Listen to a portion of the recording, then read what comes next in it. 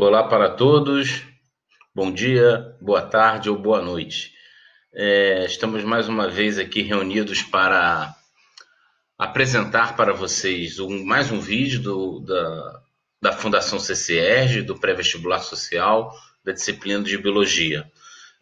No dia de hoje, a gente vai trabalhar o capítulo 13 da nossa apostila, do nosso módulo 1 de Biologia.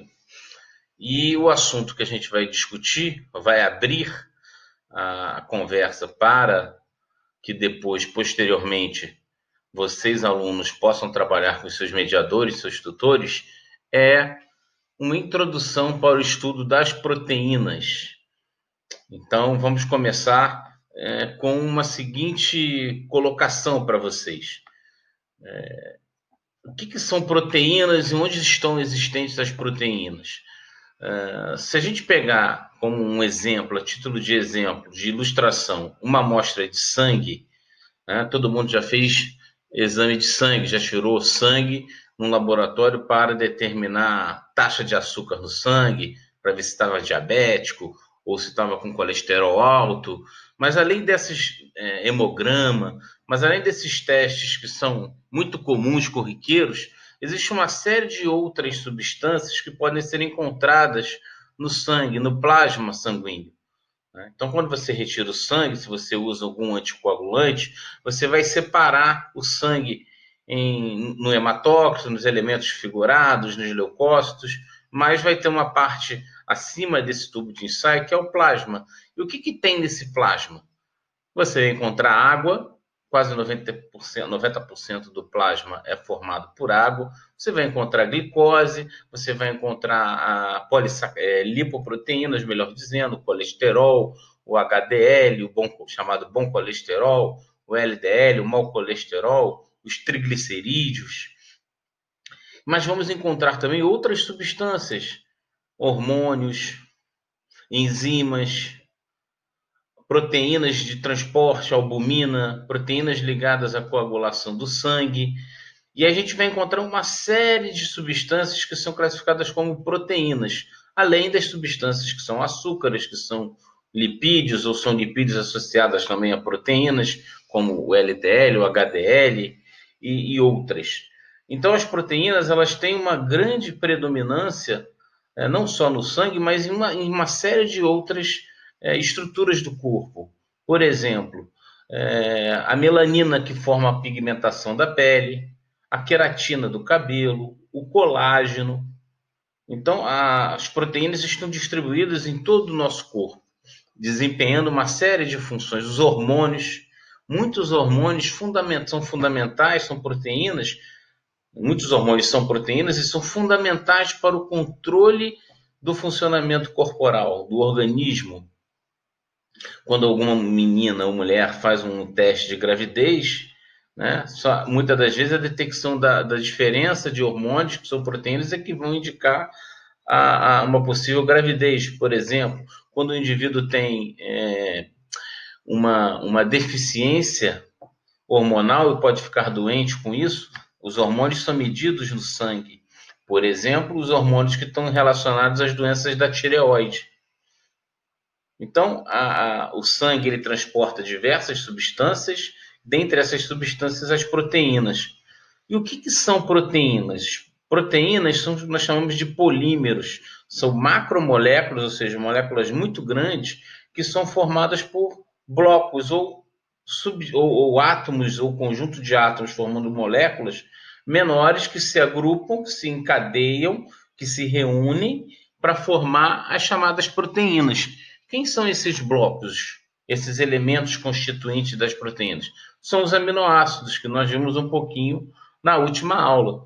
E aí é importante a gente saber que o aminoácido ele tem um carbono tetravalente, e aí, neste sentido, vocês vão poder conseguir, a partir da observação dessa fórmula geral de um aminoácido, estou passando aqui a setinha do mouse, encontrar o quê?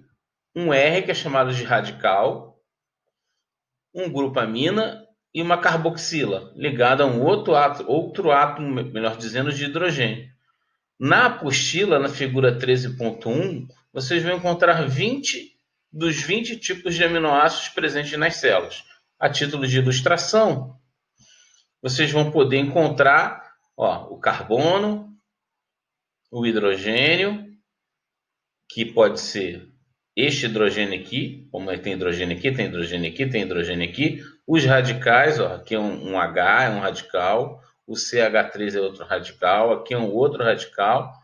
A carboxila, o COOH, e o grupo amina. Por isso, aminoácido. Esse nome é dito aminoácido por causa desses grupamentos químicos dessa molécula, desse tipo de molécula. Então, existem 20 tipos de aminoácidos que se reúnem, que podem se reunir, que podem entrar na composição das proteínas.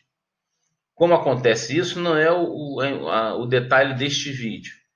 Né? Se perde água, se entra água. Em geral, as macromoléculas são formadas a partir de um processo chamado de condensação ou desidratação. Perde-se molécula de água, um aminoácido se liga num outro aminoácido, há uma perda de molécula de água, e aí você tem um dipeptídeo, um tripeptídeo, um polipeptídeo, e dependendo do número de aminoácidos, formar uma proteína.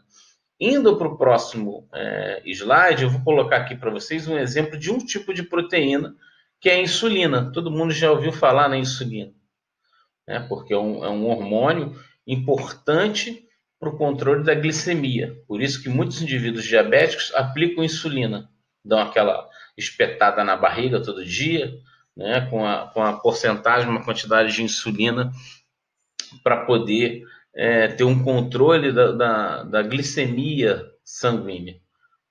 E aí, é importante vocês perceberem o seguinte, que na molécula de insulina, nós temos duas cadeias de aminoácidos. Então, é importante a gente ter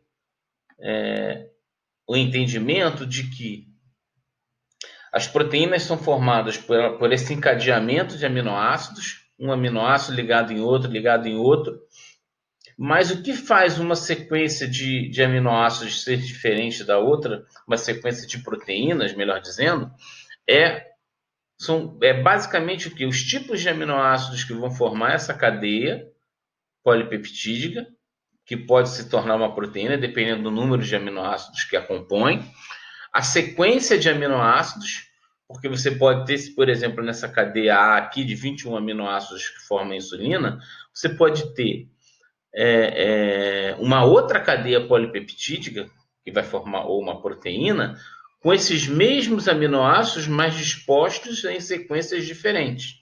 Então, a cadeia A, formada por 21 aminoácidos, que vai formar a insulina, deixa eu voltar lá, perdão, ela tem que ter esta sequência aqui, tá? Glicina, e vai embora, né? As outras sequências de aminoácidos. Fenilalanina é o início da cadeia B formada por 30 aminoácidos. Então, a sequência de um aminoácido no outro é chamada de estrutura primária da proteína.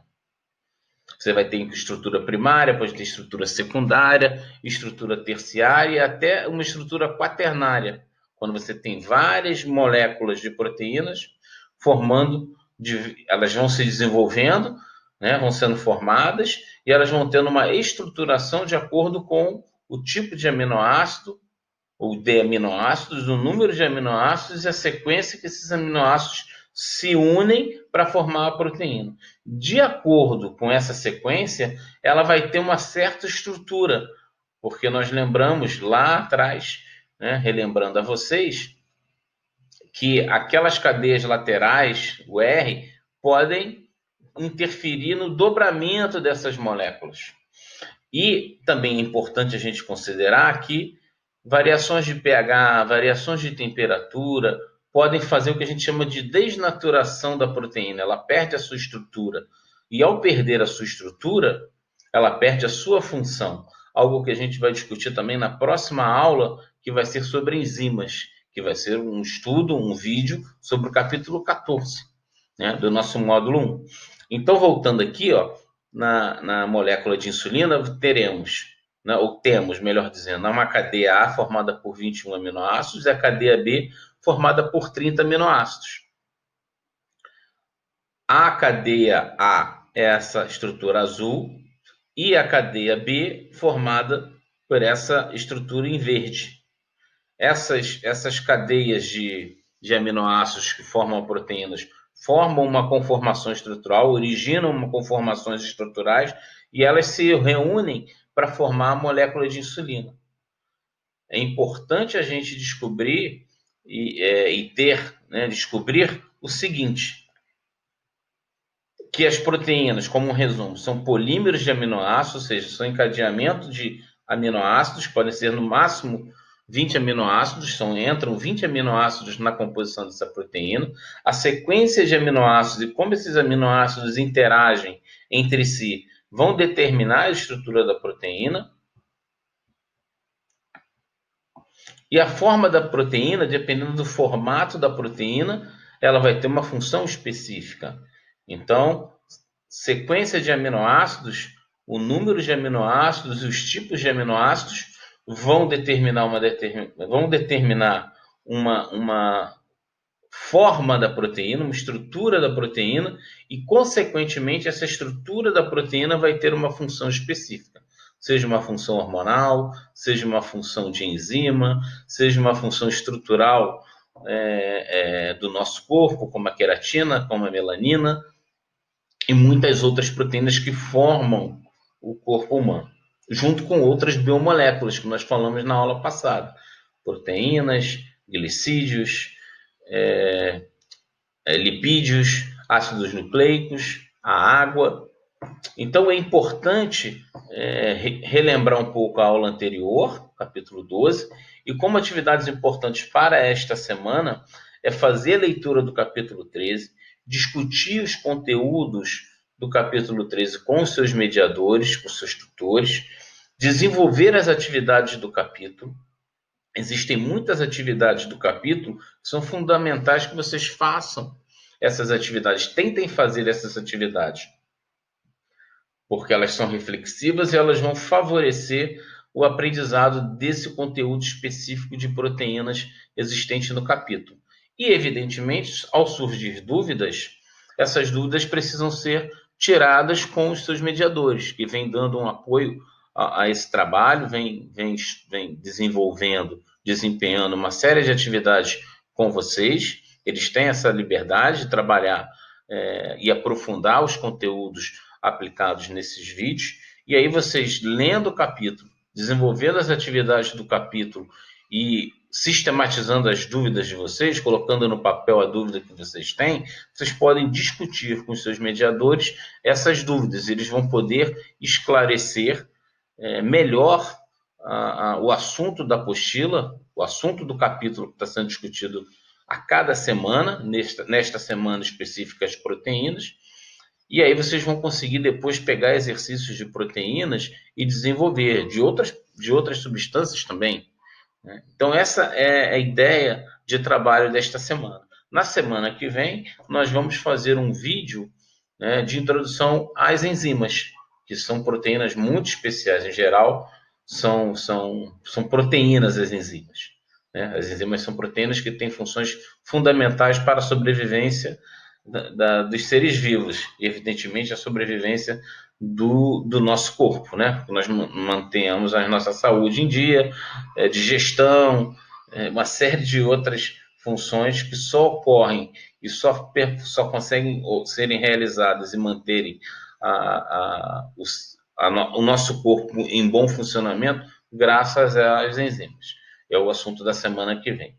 Gostaria de agradecer em nome da Coordenação de Biologia e desejar a vocês muita saúde, continuem se cuidando e até a próxima.